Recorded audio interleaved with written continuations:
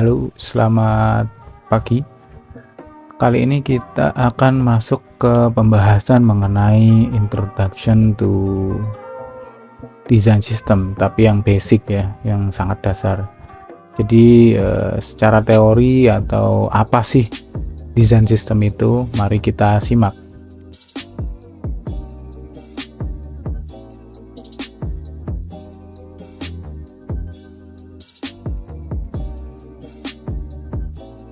Gampangnya, desain sistem itu kalau kita ibaratkan itu sama seperti kita punya Lego ya.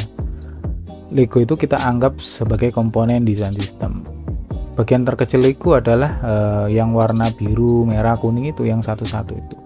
Nah, dari komponen-komponen itu kan sudah ada bentuknya sendiri, kemudian warnanya sendiri.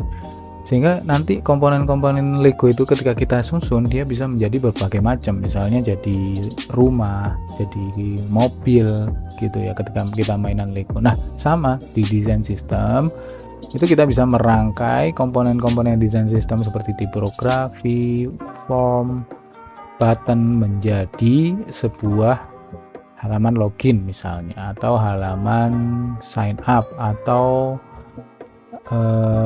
ini ya, landing page dan sebagainya, seperti itu. Nah, desain sistem ini merupakan salah satu fasilitas agar untuk menghindari kita bentrok dengan developer, khususnya front end, atau agar hasil desain yang kita ciptakan itu nantinya ketika tahap pengembangan itu sesuai dengan hasil desain yang kita lakukan di Figma misalnya, seperti itu. Untuk mengurangi hal ini, maka kita buatlah yang namanya desain sistem, sehingga nanti hasil yang kita buat di desain akan hampir mirip ketika proses development. Desain sistem ini berbeda dengan UI Kit. Sebenarnya hampir mirip. Jadi UI Kit itu bisa kita bilang adalah versi like-nya, versi mininya, atau versi lebih sederhananya dari desain sistem.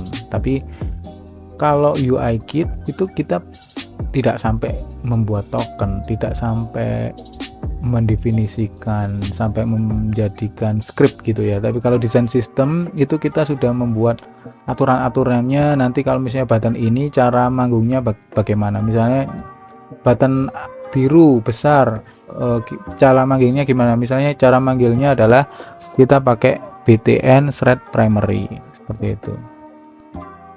Nah, ini adalah contoh perusahaan-perusahaan yang menggunakan desain sistem. Ada banyak perusahaan, mungkin hampir sekarang semua perusahaan digital yang ada di luar sana, mereka pasti akan memakai desain sistem di dalam mengembangkan sebuah produk. Untuk apa ya? Untuk agar nanti ketika membuat sesuatu mereka konsisten. Oh, warnanya konsisten seperti ini, gaya desainnya konsisten seperti ini, meskipun dikerjakan oleh orang yang berbeda-beda. Ini ada Gojek, Oracle, IBM, GitHub, Adobe, Atlassian, Audi, AXA itu menggunakan desain sistem. Bahkan ada perusahaan seperti AXA dan Audi yang bukan merupakan perusahaan software, mereka tetap mempunyai desain sistem.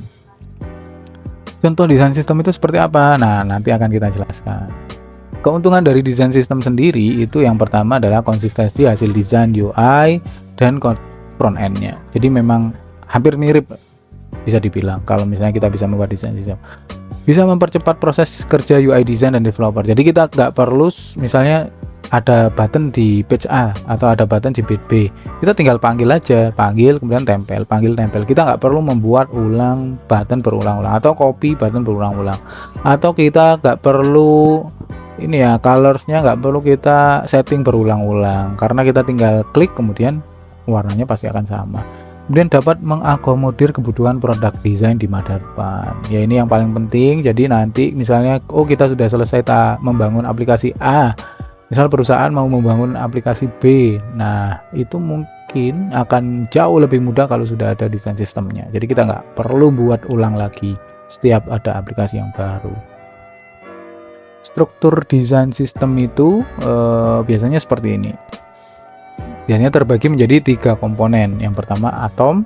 Atom ini yang paling kecil, kemudian molekul, lebih besar daripada atom dan organisme. Organisme ini ya makhluk hidup. Sebenarnya ini teorinya hampir mirip dengan makhluk hidup ya. Jadi yang terlihat misalnya kita ini adalah bentuk manusia itu organismenya, kemudian molekulnya itu apa? Misalnya di dalam sel misalnya itu ada itu kita anggap molekul, kemudian paling kecil bagian tubuh adalah atom.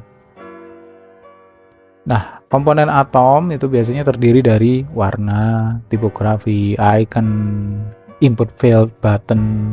Ini biasanya masuk komponen atom.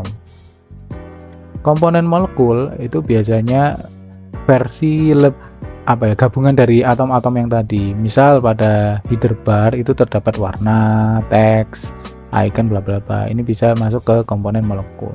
Lebih besar daripada atau jadi tapping, notification bar, action list, itu bisa kita masukkan ke kategori komponen molekul. Kemudian ada komponen organisme.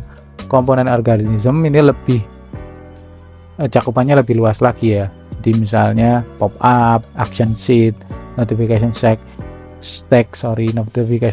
Jadi kumpulan dari molekul-molekul tadi itu bisa kita buat jadi organisme seperti itu. Mungkin masih belum bisa membayangkan Pak, desain sistem itu bentuknya seperti apa sih sebenarnya. Kalau akan saya contohkan satu saja, tapi kalian nanti bisa coba cari di Google, itu ada banyak sekali contohnya. Mungkin yang paling umum ya itu bootstrap. Itu mereka punya stylingnya, atau biasanya istilah developer itu style guide ya, seperti itu.